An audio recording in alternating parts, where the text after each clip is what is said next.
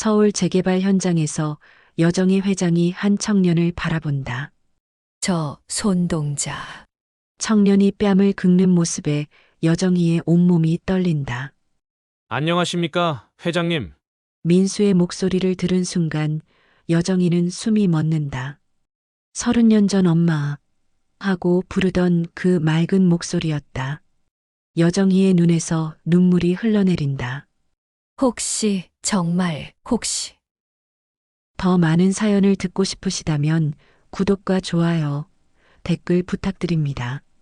서울 강남구 한복판에 자리한 한우건설 본사 건물은 이른 아침부터 분주했습니다. 엘리베이터가 오르내리는 소리와 직원들의 발걸음이 복도를 가득 채우고 있었죠. 그 중에서도 가장 높은 층, 회장실에서는 여정희가 창밖을 바라보며 깊은 생각에 잠겨 있었습니다. 여정희는 올해로 62살 한우건설을 일으켜 세운 입지전적인 여성 경영인입니다. 강인한 성격과 뛰어난 판단력으로 업계에서 인정받는 인물이죠. 하지만 누구도 모르는 그녀만의 아픈 비밀이 하나 있었습니다. 바로 북에서 탈출하던 중 잃어버린 아들에 대한 이야기였습니다. 회장님, 오늘 오전 일정 브리핑 드리겠습니다. 비서 김 과장이 조심스럽게 문을 두드리며 들어왔습니다. 네, 들어오세요. 여정희는 창가에서 돌아서며 평소와 다름없는 차분한 목소리로 대답했습니다.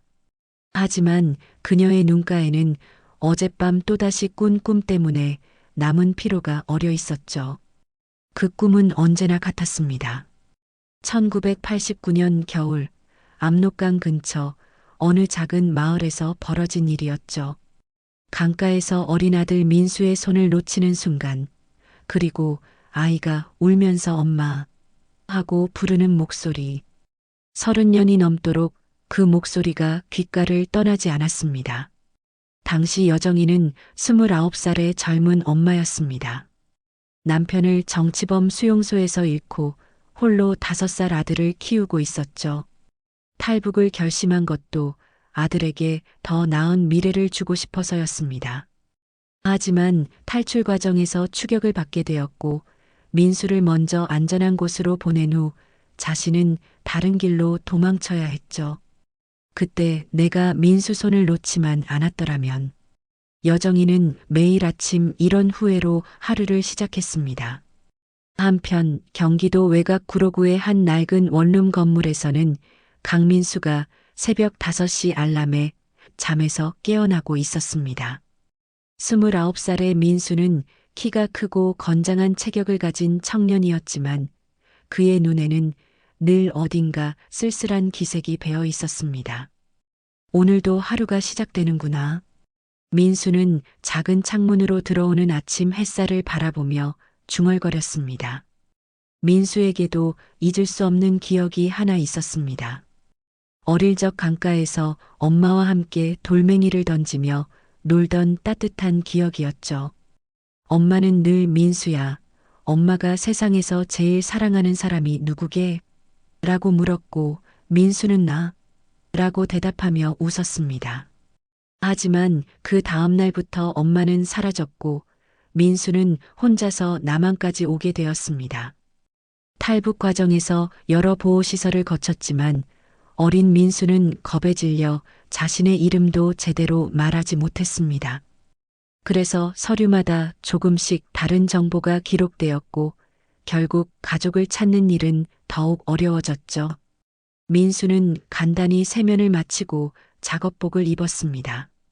오늘도 건설 현장에서 일당을 받는 하루가 기다리고 있었습니다. 거울 속 자신의 모습을 보며 무의식적으로 뺨을 긁는 습관을 보였죠. 어릴 적부터 가지고 있던 버릇이었습니다. 엄마도 똑같은 습관이 있었다는 희미한 기억이 남아 있었습니다. 언젠가는 엄마를 꼭 찾겠어. 민수는 작은 방을 나서며 마음속으로 다짐했습니다.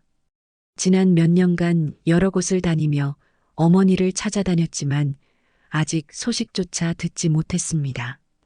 그래도 포기하지 않았죠. 민수의 하루는 늘 똑같았습니다. 새벽 5시 기상, 간단한 아침 식사, 지하철로 출근, 건설 현장에서의 고된 노동, 그리고 저녁에는 혼자 편의점 도시락으로 저녁을 때우는 일상. 하지만 그는 이런 단조로운 삶 속에서도 희망을 놓지 않았습니다. 이날 아침 여정이는 새로운 재개발 프로젝트 현장을 점검하기 위해 회사를 나섰습니다.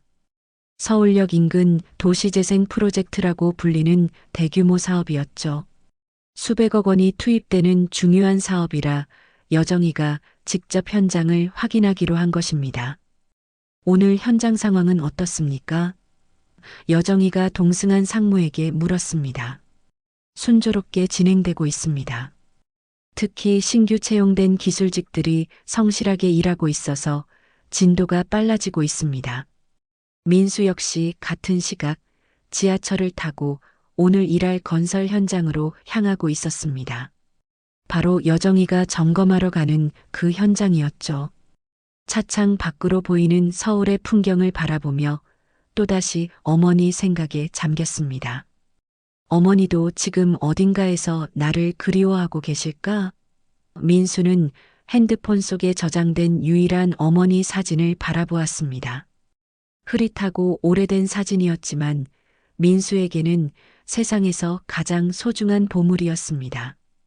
오전 9시 서울역 인근 재개발 현장은 이미 활기차게 돌아가고 있었습니다. 굴삭기 소리와 함께 인부들의 구령이 현장을 가득 채웠죠. 민수는 안전모를 쓰고 오늘 맡은 구역에서 작업을 시작했습니다. 그리고 오전 10시 여정이의 검은색 세단이 현장 입구에 도착했습니다. 여정이가 현장에 도착했을 때 이미 수십 명의 작업자들이 각자 맡은 일에 열중하고 있었습니다. 굴삭기가 땅을 파내는 소리와 함께 철근을 나르는 인부들의 발걸음이 분주했죠. 여정이는 현장 안전모를 쓰고 상무와 함께 공사 진행 상황을 둘러보기 시작했습니다. 기초공사는 예정보다 일주일 앞서 진행되고 있습니다.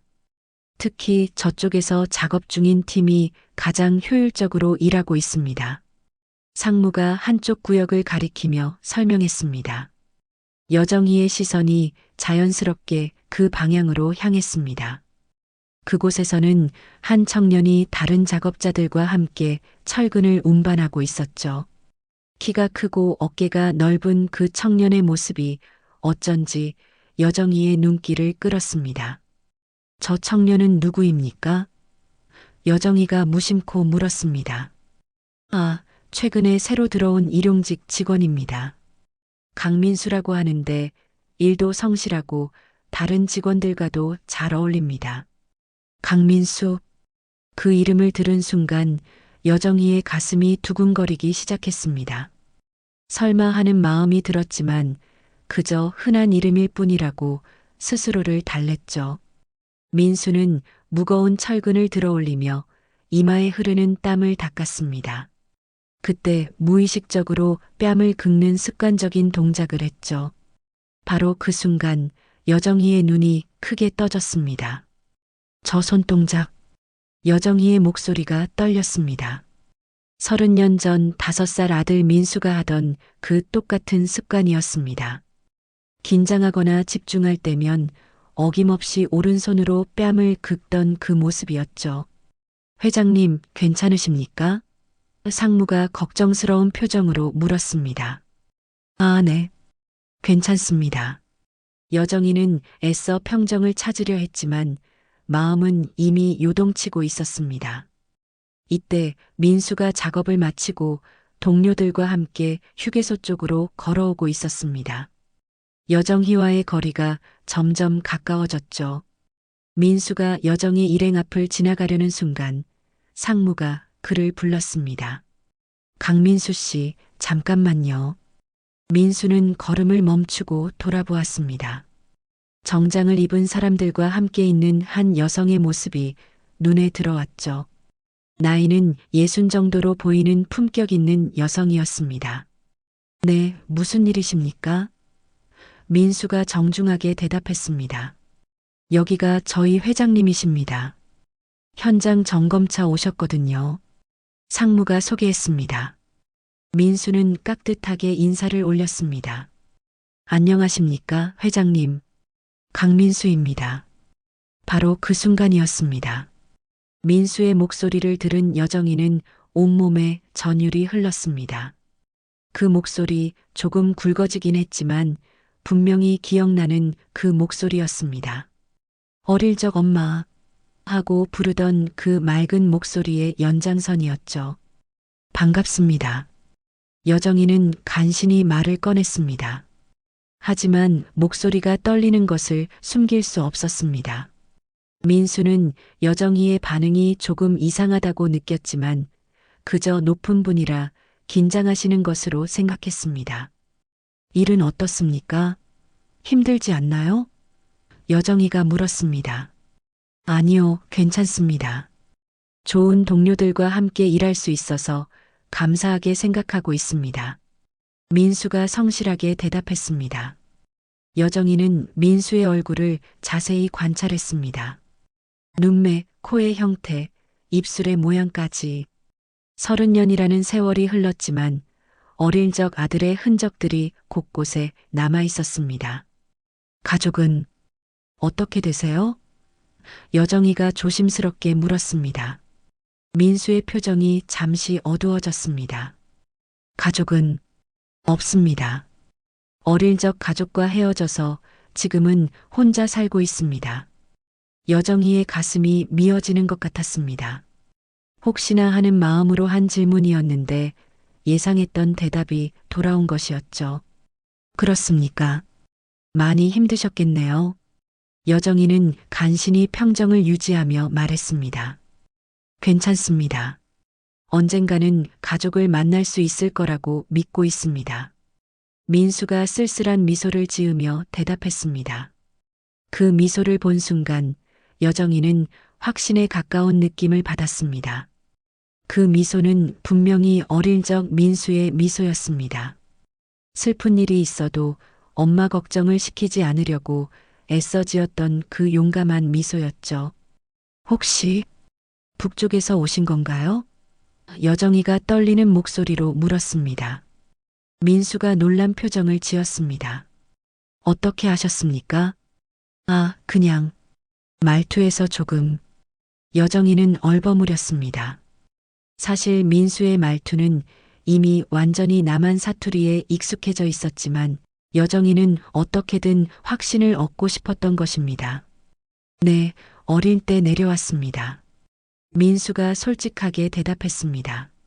언제쯤이었나요? 여정이의 목소리가 더욱 떨렸습니다.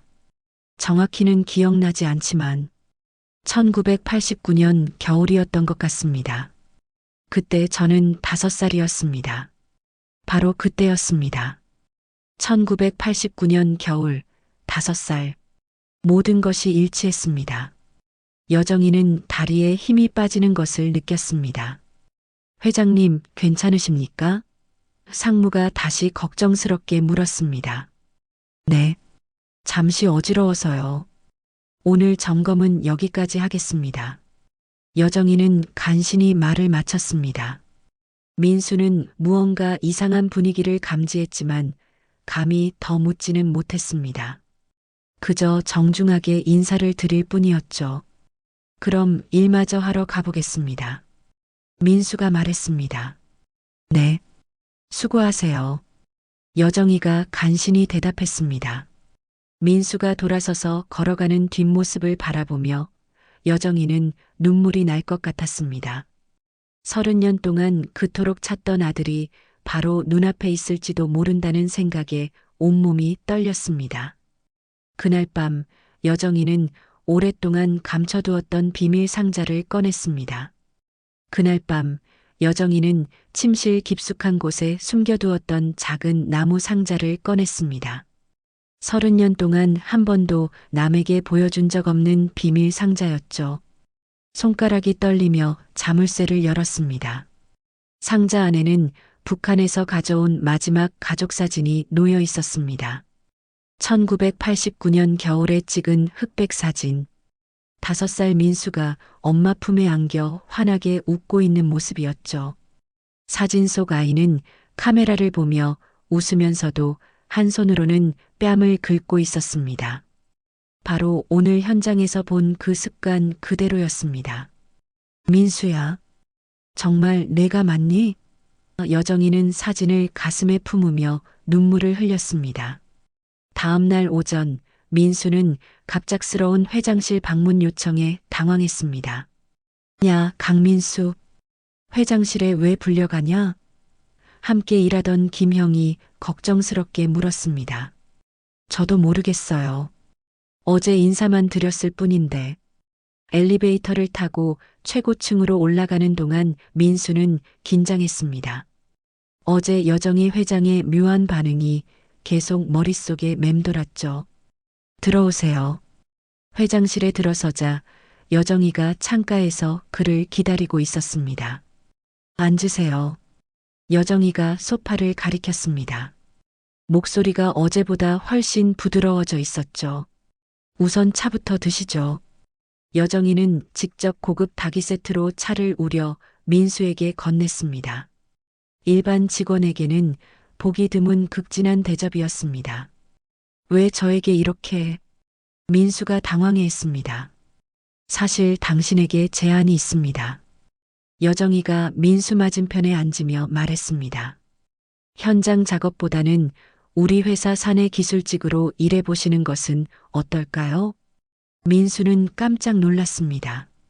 갑자기 왜 그런 제안을? 당신이 성실하고 진실한 사람이라는 것을 어제 보고 느꼈습니다.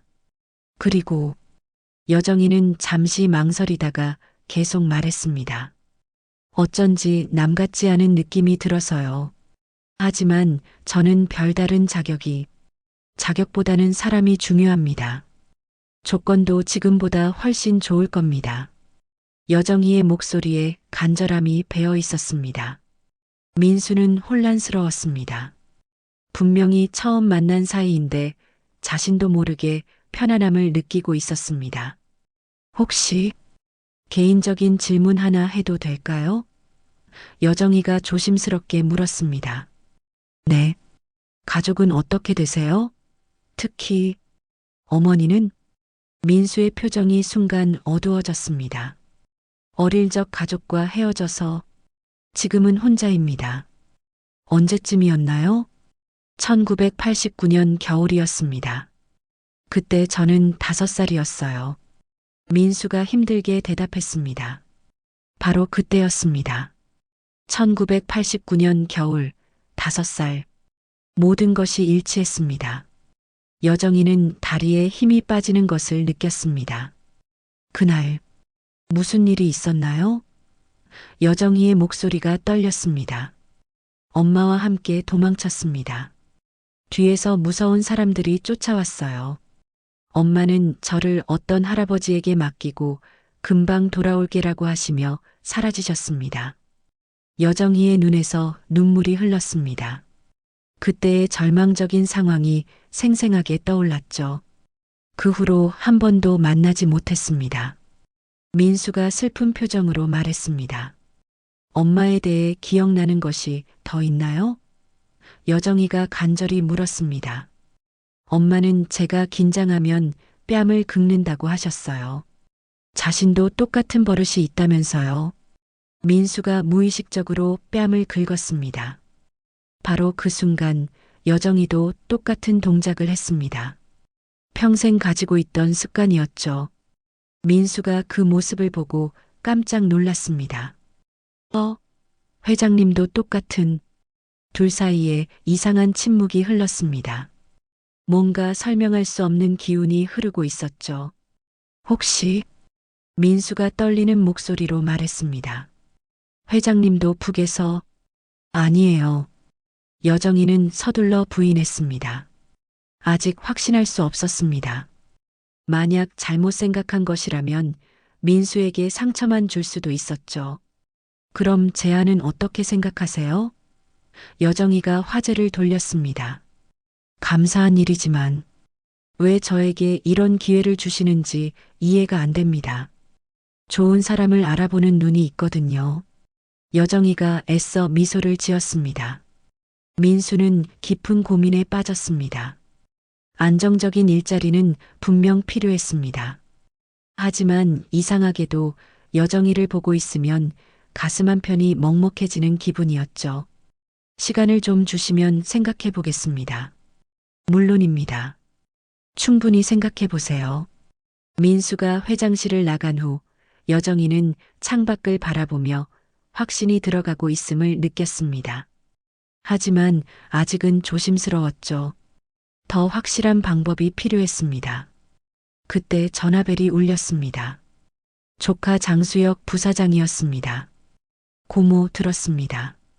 어떤 일용직 직원을 특별 채용하신다고요? 여정이의 표정이 굳어졌습니다. 벌써 소문이 났군요. 무슨 소문인지 회사에 좋지 않은 영향을 미칠 수 있습니다. 신중하게 생각하시기 바랍니다. 수혁의 목소리에는 경고의 의미가 담겨 있었습니다. 전화를 끊은 후 여정이는 깊은 고민에 빠졌습니다. 수혁의 경고가 마음에 걸렸지만 민수를 포기할 수는 없었습니다. 30년 만에 찾은 아들일지도 모르는 사람을 그냥 보낼 수는 없었죠. 이틀 후 민수는 여정희의 제안을 받아들였습니다. 한우건설 기술개발팀 정식 입사였죠. 첫 출근 날 민수는 정장을 차려입고 설렘과 긴장을 안고 회사에 도착했습니다. 하지만 사무실 분위기는 예상과 달랐습니다. 동료들의 시선이 곱지 않았죠. 저 사람이 회장님이 특별히 뽑으신 그 사람인가? 현장 일용직에서 바로 사무직으로. 뭔가 수상하지 않아? 속삭이는 소리들이 민수의 귓가에 들려왔습니다. 민수는 불편했지만 묵묵히 업무를 익히기 시작했습니다. 점심시간 민수가 혼자 구내식당에서 식사를 하고 있을 때였습니다. 정장을 말끔히 차려입은 남자가 다가왔습니다. 바로 장수혁 부사장이었죠. 강민수 씨죠? 저는 장수혁 부사장입니다. 수혁이 민수 앞에 앉으며 차가운 미소를 지었습니다. 아, 안녕하십니다. 민수가 깍듯하게 인사했습니다. 회장님께서 많이 신경 써주신다고 들었습니다. 특별한 이유가 있나요? 수혁의 목소리에는 날카로움이 배어 있었습니다. 저도 잘 모르겠습니다. 그저 열심히 일하겠다는 마음뿐입니다. 참 특이하네요. 회장님이 일용직 직원을 개인적으로 챙기시는 경우는 처음이거든요. 수혁이 의미심장하게 웃었습니다. 혹시 북쪽 출신이세요? 수혁이 갑자기 물었습니다. 민수가 놀란 표정을 지었습니다. 어떻게 아셨습니까? 회사 인사 자료에 나와 있더군요. 언제 내려오셨죠? 1989년 겨울이었습니다. 수혁의 눈이 번뜩였습니다. 1989년. 그때면 회장님도. 수혁이 중얼거리다가 갑자기 입을 다물었습니다. 네. 뭐라고 하셨습니까? 아, 아닙니다. 그냥 많이 힘드셨겠다 싶어서요. 수혁이 애써 미소를 지었습니다. 조심하세요. 회사라는 곳은 생각보다 복잡하거든요. 수혁이 떠난 후 민수는 그의 말이 계속 신경 쓰였습니다. 왜 갑자기 1989년을 언급했을까요? 오후에는 더 이상한 일이 벌어졌습니다. 민수가 담당한 설계도면 파일이 갑자기 사라진 것입니다. 이상하네요. 분명히 저장했는데. 민수가 당황하며 컴퓨터를 확인했습니다. 신입이면 그런 실수 자주 하죠. 동료가 비꼬듯 말했습니다. 민수는 확신했지만 증명할 방법이 없었습니다. 결국 처음부터 다시 작업해야 했죠. 저녁 늦게까지 야근을 마친 민수는 지친 모습으로 회사를 나섰습니다. 그때 여정이를 마주쳤습니다. 아직 계셨군요. 여정이가 놀란 표정을 지었습니다. 업무가 늦어져서요. 첫날인데 너무 무리하지 마세요. 적응은 되나요? 여정이의 목소리에는 진심 어린 걱정이 담겨 있었습니다. 괜찮습니다. 민수가 씩씩하게 대답했지만 여정이는 그의 피곤한 표정을 놓치지 않았습니다. 혹시 힘든 일이 있으면 언제든지 말씀하세요. 다음 날 아침 민수에게 더 큰 충격이 기다리고 있었습니다. 어제 밤늦게 완성한 설계 도면에서 치명적인 안전기준 위반이 발견된 것입니다. 강민수 씨, 이게 뭡니까? 팀장이 화난 목소리로 민수를 불렀습니다. 네. 당신 도면에 안전기준을 무시한 설계가 들어 있습니다. 이대로 시공했다면 큰 사고가 날 뻔했어요. 민수는 깜짝 놀랐습니다. 그럴 리가 없습니다. 제가 분명히 확인했는데요. 확인을 제대로 안 했으니까 이런 실수가 나오는 거죠. 민수는 억울했습니다. 분명히 안전 기준에 맞춰 설계했는데 어떻게 된 일인지 이해할 수 없었죠. 이 소식은 금세 회사 전체로 퍼져나갔습니다. 회장이 특별히 뽑은 신입이 첫 업무에서 큰 실수를 저질렀다는 소문이었죠. 수혁은 이 소식을 듣고 만족스러운 미소를 지었습니다. 어젯밤 민수가 퇴근한 후 자신이 직접 도면을 조작했던 것입니다. 이제 시작이야. 수혁이 중얼거렸습니다. 1989년. 혹시 고모가 숨기고 있는 게 그것일까? 여정이는 이 소식을 듣고 가슴이 답답했습니다. 민수가 그런 실수를 할 사람이 아니라고 믿었지만 어떻게 도와줄지 막막했죠. 회장님, 직원들 사이에서 좋지 않은 얘기들이 나오고 있습니다. 비서가 조심스럽게 보고했습니다. 무슨 얘기요?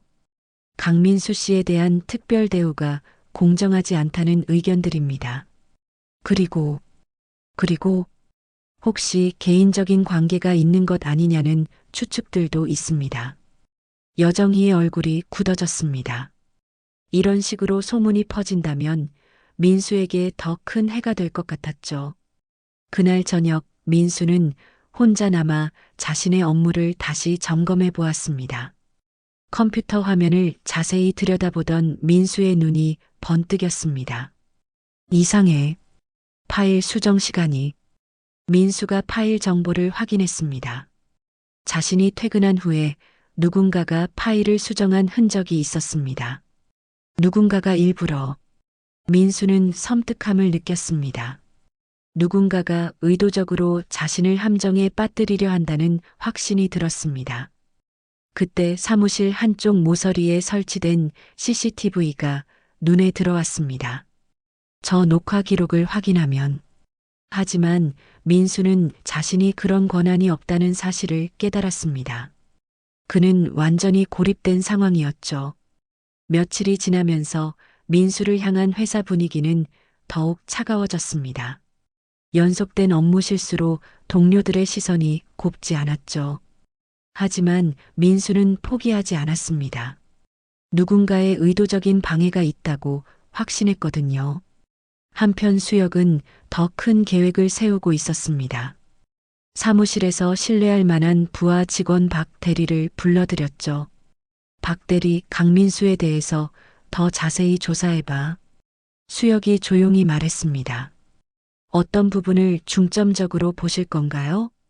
1989년 탈북 관련 기록들, 그리고 회장님의 과거 행적도 함께 조사해.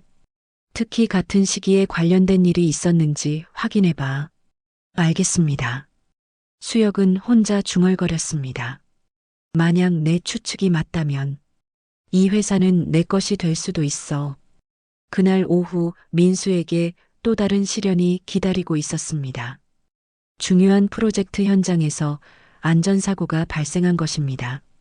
다행히 큰 부상자는 없었지만 민수가 검토했던 설계도면과 관련된 부분이었죠. 강민수 씨, 사고 현장 확인하러 가야겠습니다. 팀장이 심각한 표정으로 말했습니다. 현장에 도착한 민수는 충격을 받았습니다. 안전 철제가 설계도면과 다르게 설치되어 있었던 것입니다. 이상합니다. 제가 설계한 것과 완전히 다르네요. 민수가 당황하며 말했습니다. 뭐가 다르다는 겁니까? 당신 도면대로 시공한 건데? 현장 감독이 화를 냈습니다. 민수는 자신의 설계 노트를 꺼내 확인했습니다. 분명히 다른 설계였죠. 하지만 공식 도면에는 사고가 난 설계가 그대로 기록되어 있었습니다. 누군가 도면을 바꿨습니다. 민수가 확신에 찬 목소리로 말했습니다. 그런 말도 안 되는 소리를. 팀장이 한심하다는 표정을 지었습니다. 바로 그때 현장에 여정이가 나타났습니다. 급보를 듣고 직접 온 것이었죠. 무슨 일입니까? 여정이가 긴장한 목소리로 물었습니다. 회장님, 강민수 씨의 설계 오류로 인한 안전사고입니다. 팀장이 보고했습니다. 여정이의 시선이 민수에게 향했습니다. 민수는 억울한 표정으로 그녀를 바라보고 있었죠. 정말 당신 실수입니까? 여정이가 민수에게 직접 물었습니다. 아닙니다. 누군가 제 도면을 조작했습니다. 민수가 단호하게 대답했습니다. 증거가 있나요? 민수는 말문이 막혔습니다. 증거가 없었거든요. 주변 사람들은 모두 민수를 의심스러운 눈으로 바라보고 있었습니다. 그날 저녁 여정이는 심각한 고민에 빠졌습니다. 민수를 믿고 싶었지만 연속된 사고로 인해 확신이 흔들리고 있었죠. 혹시 자신이 아들을 찾고 싶은 마음에 잘못 판단한 것은 아닐까요? 다음 날 아침 더 충격적인 소식이 기다리고 있었습니다. 박 대리가 수혁에게 조사 결과를 보고한 것이었습니다. 부사장님, 중요한 사실을 발견했습니다. 박 대리가 서류 뭉치를 건네며 말했습니다. 무엇을 찾았지? 강민수 씨와 회장님의 탈북 시기가 거의 일치합니다. 그리고 더 놀라운 것은 박 대리가 한 장의 서류를 꺼냈습니다. 1989년 당시 탈북자 보호시설 기록인데 여정이라는 이름과 민수라는 아이의 기록이 함께 나와 있습니다. 수혁의 눈이 번뜩였습니다. 정말인가? 네, 하지만 당시 혼란 상황에서 모자가 헤어졌다고 기록되어 있습니다. 그리고 박 대리가 목소리를 낮췄습니다. 강민수 씨가 회장님의 친아들일 가능성이 매우 높습니다. 수혁은 잠시 충격에 빠졌습니다. 그러다가 갑자기 소름 끼치는 미소를 지었죠. 완벽해. 이보다 좋은 카드는 없어. 수혁이 중얼거렸습니다. 이제 고모를 완전히 궁지에 몰 수 있겠군. 그날 오후 수혁은 긴급 이사회를 소집했습니다. 한우건설의 주요 임원들이 모두 모인 자리였죠. 여러분, 오늘 중요한 안건을 다뤄야 할 것 같습니다. 수혁이 회의실을 둘러보며 말했습니다. 여정이도 갑작스러운 이사회 소집에 당황하며 회의실로 향했습니다. 무슨 급한 일입니까? 여정이가 물었습니다. 회장님께서 개인적인 감정으로 회사 운영에 지장을 주고 계신다는 신중한 논의가 필요합니다. 수혁이 차갑게 말했습니다. 무슨 말씀인지. 강민수라는 직원 말입니다. 수혁이 서류를 테이블에 펼쳐놓았습니다. 이 사람과 회장님의 관계가 단순한 상하 관계가 아니라는 증거를 찾았습니다. 여정이의 얼굴이 창백해졌습니다. 1989년 탈북 기록, 그리고 모자 관계일 가능성. 수혁이 하나씩 증거를 제시했습니다. 회장님께서는 개인적인 이유로 자격 미달인 직원을 특별 채용하셨고, 그로 인해 회사에 손해를 끼치고 계십니다.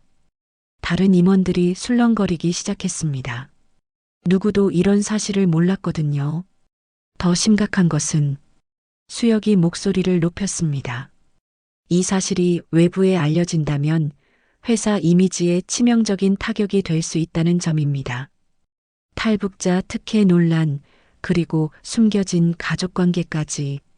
여정이는 아무 말도 할 수 없었습니다. 모든 것이 들통난 상황에서 변명할 여지가 없었죠. 따라서 제안합니다. 강민수 직원을 즉시 해고하고 이 사건에 대해 회장님의 책임을 묻는 것이 어떨까요?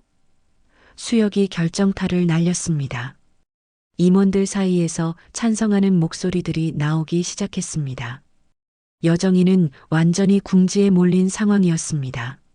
바로 그때 회의실 문이 벌컥 열리며 민수가 들어왔습니다. 잠깐만요. 민수가 떨리는 목소리로 말했습니다. 제가 할 말이 있습니다. 회의실에 들어온 민수를 본 수혁의 얼굴이 굳어졌습니다.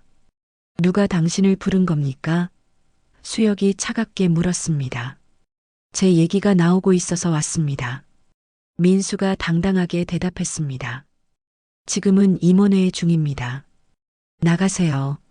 잠깐만요. 여정이가 일어서며 말했습니다. 무슨 할 말이 있나요? 민수는 손에 들고 있던 USB를 꺼내 보였습니다. 저를 해고하기 전에 이것부터 보시기 바랍니다. 그게 뭡니까? 한 임원이 물었습니다. 누군가 의도적으로 제 업무를 방해했다는 증거입니다. 수혁의 표정이 미묘하게 변했습니다. 무슨 소리입니까? 민수는 프로젝터에 USB를 연결했습니다. 제 컴퓨터 파일이 자꾸 변경되는 일이 있었습니다. 화면에 컴퓨터 로그 기록이 나타났습니다. 제가 퇴근한 후에 누군가가 제 컴퓨터에 접근한 기록들입니다. 민수가 화면을 가리키며 설명했습니다. 임원들이 화면을 주시했습니다. 로그 기록에는 분명히 민수의 퇴근 시간 이후에 파일이 수정된 흔적들이 남아 있었죠. 그리고 이것을 보세요. 민수가 다른 화면으로 넘어갔습니다. 안전사고 현장의 CCTV 영상입니다. 화면에는 야간에 누군가가 현장에서 안전철제를 몰래 변경하는 모습이 나왔습니다. 하지만 결정적인 증거는 이것입니다. 민수가 마지막 파일을 열었습니다. 화면에는 수혁이 밤늦게 민수의 사무실 컴퓨터 앞에 앉아 있는 CCTV 영상이 나왔습니다. 수혁의 얼굴이 선명하게 보였죠. 이것은 수혁의 얼굴이 창백해졌습니다. 부사장님께서 제 컴퓨터에 접근하신 시간과 파일 수정 시간이 정확히 일치합니다. 민수가 차분하게 말했습니다. 회의실이 충격에 빠졌습니다. 모든 임원들이 수혁을 바라보고 있었죠. 장수혁. 여정이가 차가운 목소리로 말했습니다. 설명해 보세요. 고모, 이건 누명입니다. 수혁이 변명하려 했지만 영상 증거 앞에서는 어떤 변명도 통하지 않았습니다. 수혁은 잠시 망설이다가 갑자기 태도를 바꿨습니다. 어차피 들통난 상황에서 끝까지 밀어붙이기로 한 것이죠. 좋습니다. 인정하죠. 수혁이 자리에서 일어섰습니다. 하지만 고모께서 회사보다 개인적인 감정을 우선시하고 계시지 않습니까? 수혁이 목소리를 높였습니다. 이 사람이 고모의 아들이라고 해서 자격도 없는 사람을 특별 대우하시는 거 아닙니까? 임원들이 다시 술렁거리기 시작했습니다. 여정이는 더 이상 숨길 수 없다고 판단했습니다. 맞습니다. 회의실이 조용해졌습니다. 강민수 씨는 제 아들입니다. 여정이가 떨리는 목소리로 말했습니다. 민수의 눈이 커졌습니다. 지금까지 추측만 하고 있었는데 여정이가 직접 인정한 것이었죠. 1989년 겨울, 저는 5살 아들과 함께 탈북을 시도했습니다. 추격을 받아 아들을 먼저 안전한 곳으로 보내야 했죠. 그 아이가 바로 이 사람입니다. 회의실이 충격에 빠졌습니다. 여정이는 가방에서 작은 상자를 꺼냈습니다. 그 안에는 1989년 북한에서 찍은 모자 사진이 들어 있었죠. 사진을 본 민수는 눈물이 났습니다. 어릴 적 자신의 모습과 젊은 엄마의 모습이 선명하게 보였거든요. 엄마. 민수가 떨리는 목소리로 중얼거렸습니다. 민수야. 여정이도 눈물을 흘리며 대답했습니다. 30년 만의 재회 순간이었습니다. 하지만 수혁이 비웃으며 끼어들었습니다. 감동적이긴 하지만 언론에 알려지면 어떻게 되겠습니까? 그것은 제가 감당하겠습니다. 여정이가 단호하게 말했습니다. 고모, 아직 이 게임은 끝나지 않았습니다. 수혁이 위협적으로 말했습니다. 제가 가진 카드는 이것만이 아니거든요. 수혁은 핸드폰을 꺼내 누군가에게 전화를 걸었습니다. 지금 바로 보도자료 내보내세요. 한우건설 회장의 숨겨진 과거와 특혜 논란에 대해서요. 안 됩니다.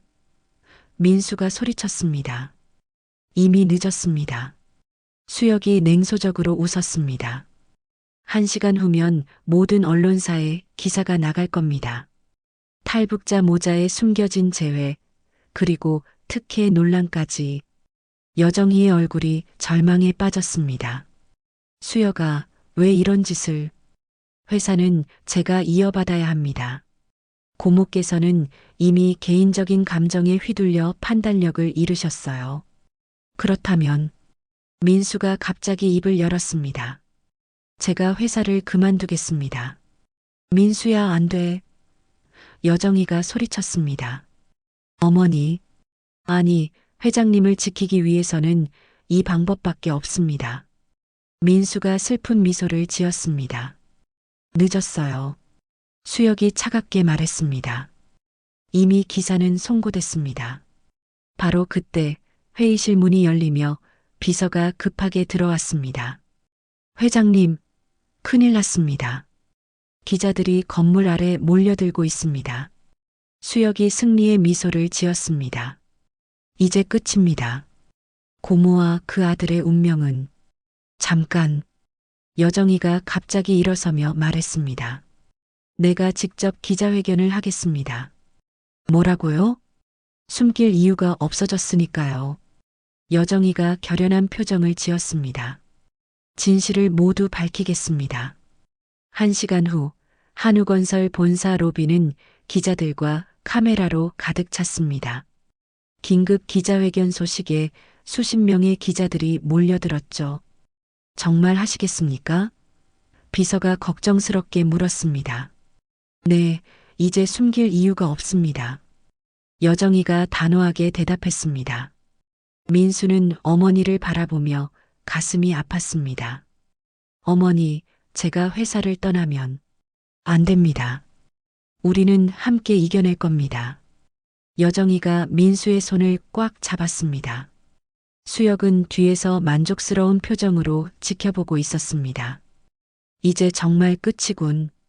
기자회견장에 들어선 여정희를 본 기자들이 일제히 플래시를 터뜨렸습니다. 여정희 회장, 탈북자 특혜 의혹에 대해 해명해 주십시오. 숨겨진 아들과의 관계가 사실입니까? 기자들의 질문이 폭탄처럼 쏟아졌습니다. 여정희는 마이크 앞에 서서 깊게 숨을 쉬었습니다. 오늘 여기서 모든 진실을 말씀드리겠습니다. 기자회견장이 조용해졌습니다. 1989년 겨울, 저는 5살 아들과 함께 탈북을 시도했습니다. 여정희의 목소리가 떨렸습니다. 하지만 추격을 받아 어쩔 수 없이 헤어져야 했죠. 30년 동안 잊을 수 없었습니다. 그 아들이 강민수 씨입니까? 한 기자가 물었습니다. 네, 맞습니다. 며칠 전 우연히 재회했습니다. 이때 민수가 앞으로 나섰습니다. 제가 직접 말씀드리겠습니다. 기자들의 시선이 민수에게 집중됐습니다. 저는 어머니라는 사실을 며칠 전에야 알았습니다. 그리고 회사에서 일어난 모든 사고는 제가 한 것이 아닙니다. 민수가 USB를 들어보였습니다. 무슨 뜻입니까? 누군가 의도적으로 저를 함정에 빠뜨리려 했습니다. 민수가 수혁을 바라보았습니다. 그 사람은 장수혁 부사장입니다. 기자회견장이 술렁거렸습니다. 수혁이 당황하며 앞으로 나섰습니다. 잠깐만요. 이것은 명예훼손입니다. 그렇다면 이 영상을 어떻게 설명하시겠습니까? 민수가 스크린에 CCTV 영상을 보여주었습니다.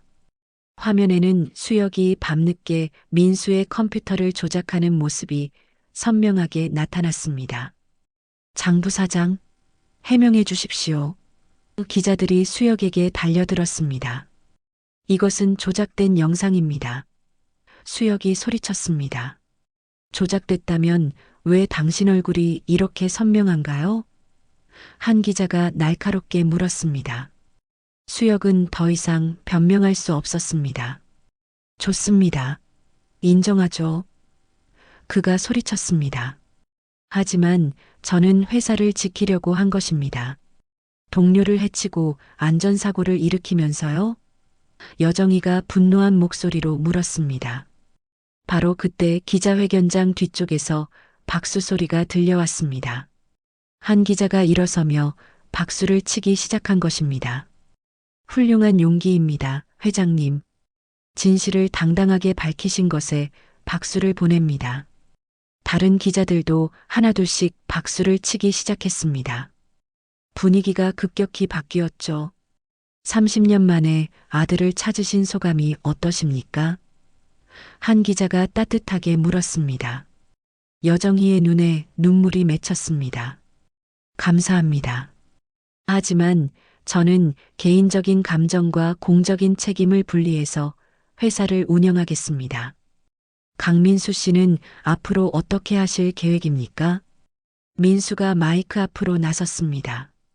어머니의 아들이 아니라 한 명의 직원으로서 인정받을 수 있도록 더욱 열심히 일하겠습니다. 기자들이 감동한 표정을 지었습니다. 장 부사장은 어떻게 처리하실 겁니까? 여정희가 수혁을 바라보며 말했습니다. 법적인 조치를 취하겠습니다. 동료를 해치고 회사에 손해를 끼친 행동을 용서할 수 없습니다. 수혁은 완전히 무너진 표정이었습니다. 자신의 음모가 오히려 여정희와 민수를 더 강하게 만들어준 결과가 되었던 것입니다. 마지막으로 한 말씀 부탁드립니다. 여정희가 민수와 손을 잡으며 말했습니다. 가족을 찾는 것도 중요하지만 함께 일하는 동료들을 소중히 여기는 것이 더 중요합니다. 한우건설은 더욱 투명하고 공정한 회사가 되겠습니다. 기자회견이 끝나자 기자들이 환호했습니다. 예상했던 스캔들 대신 감동적인 이야기를 얻게 된 것이었죠. 수혁은 경비원들에게 끌려나가며 마지막으로 소리쳤습니다. 이것으로 끝난 게 아닙니다.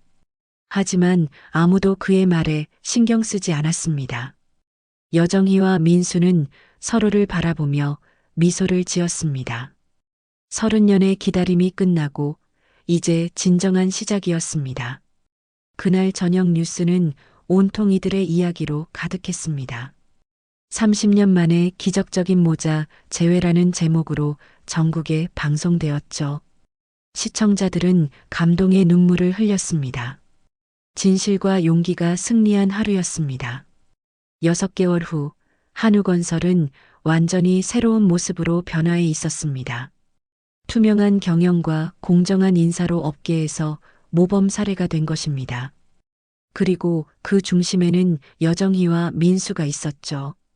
민수는 이제 기술개발팀의 핵심 인력으로 성장해 있었습니다. 더 이상 특혜 논란은 없었습니다.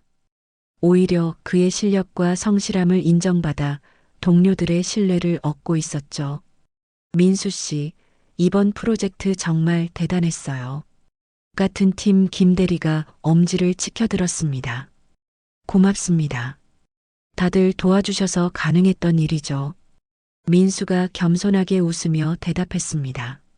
처음에는 의심스러운 시선으로 바라보던 동료들도 이제는 민수의 진정성을 알게 되었습니다. 그는 회장의 아들이라는 배경에 의존하지 않고 순수하게 자신의 능력으로 인정받고 있었거든요. 여정희 역시 경영자로서 한 단계 성장한 모습이었습니다. 개인적인 감정과 업무를 철저히 분리하면서도 따뜻한 리더십으로 직원들의 존경을 받고 있었죠. 회장님, 오늘 저녁에 시간 있으십니까? 민수가 조심스럽게 물었습니다. 왜요? 같이 저녁 식사하면서 이야기 나누고 싶어서요. 요즘 너무 바빠서 제대로 대화할 시간이 없었잖아요. 여정이의 얼굴에 따뜻한 미소가 떠올랐습니다. 좋아요. 어디서 만날까요? 제가 아는 작은 식당이 있어요. 조용하고 분위기 좋은 곳이에요. 그날 저녁 두 사람은 한강이 보이는 작은 한식당에서 마주 앉았습니다.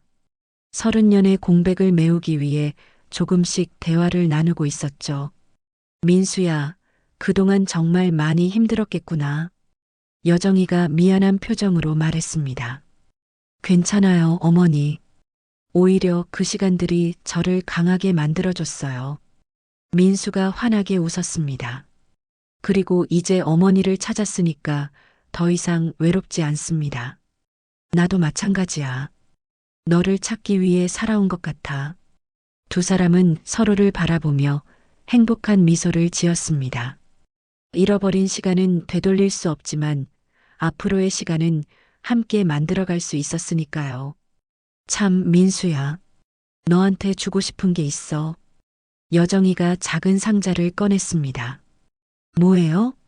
상자 안에는 작은 목걸이가 들어 있었습니다. 북한에서 가져온 마지막 선물이었죠. 이건 내가 어릴 때 내가 만들어준 목걸이야. 헤어질 때 가져오지 못해서 줄 수 없었는데. 여정이의 목소리가 떨렸습니다. 민수는 목걸이를 받아보며 눈물이 났습니다. 어머니가 직접 만드신 거예요? 응. 너를 지켜달라는 의미로 만든 거야. 민수는 목걸이를 목에 걸었습니다. 평생 간직하겠어요. 며칠 후 민수에게 특별한 제안이 들어왔습니다. 탈북 청년들을 위한 취업지원센터에서 멘토 역할을 해달라는 것이었죠. 어떻게 생각하세요? 민수가 여정이에게 상의했습니다. 좋은 일이네. 내가 겪은 경험이 다른 사람들에게 도움이 될 거야. 민수는 흔쾌히 제안을 받아들였습니다. 자신과 같은 처지의 청년들에게 희망을 주고 싶었거든요. 첫 번째 멘토링 날, 민수는 10명의 탈북 청년들과 만났습니다. 모두 취업을 준비하고 있는 20대들이었죠. 안녕하세요. 저는 강민수입니다. 민수가 자기소개를 했습니다. 저도 여러분과 똑같은 길을 걸어왔습니다. 청년들의 눈이 반짝였습니다. 자신들을 이해해 줄 수 있는 사람을 만난 것이었죠. 형님, 정말 어려운 일 아니었어요? 한 청년이 물었습니다. 물론 어려웠죠. 하지만 포기하지 않으면 반드시 길이 열린다는 걸 배웠어요. 민수가 따뜻하게 말했습니다. 가장 중요한 건 자신을 믿는 것입니다. 멘토링이 끝난 후 민수는 뿌듯한 마음으로 회사로 돌아왔습니다. 자신의 경험이 다른 사람들에게 도움이 된다는 것이 얼마나 의미 있는 일인지 깨달았거든요. 그 무렵 여정이도 새로운 프로젝트를 시작했습니다. 한우건설의 희망 장학재단을 설립한 것이었죠. 경제적으로 어려운 청년들에게 교육 기회를 제공하는 사업이었습니다. 이 재단의 첫 번째 수혜자를 민수가 직접 선정했으면 좋겠어. 여정이가 말했습니다. 정말요? 저한테 그런 권한을 주셔도 되나요? 물론이야. 내가 가장 잘 알 테니까. 민수는 감동했습니다. 어머니가 자신을 진정한 파트너로 인정해주고 있다는 느낌이었죠. 어느 날 저녁 두 사람은 함께 과거 이야기를 나누고 있었습니다. 어머니, 그때 왜 저를 먼저 보내신 거예요? 민수가 궁금해했던 질문을 했습니다. 너를 지키기 위해서였어. 엄마는 잡혀도 상관없었지만 내가 다치면 안 됐거든. 여정이가 민수의 손을 잡으며 말했습니다. 그런 마음으로 민수가 울컥했습니다. 그래. 그리고 언젠가는 반드시 다시 만날 수 있다고 믿었어. 정말 기적 같은 일이었네요. 기적이 아니야. 우리가 서로를 포기하지 않았기 때문이야. 1년 후 한우건설은 업계 최고의 기업으로 성장해 있었습니다.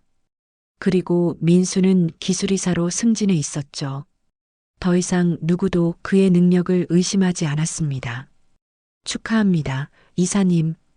동료들이 민수를 둘러싸며 축하했습니다. 고맙습니다. 앞으로도 잘 부탁드려요. 민수가 겸손하게 인사했습니다.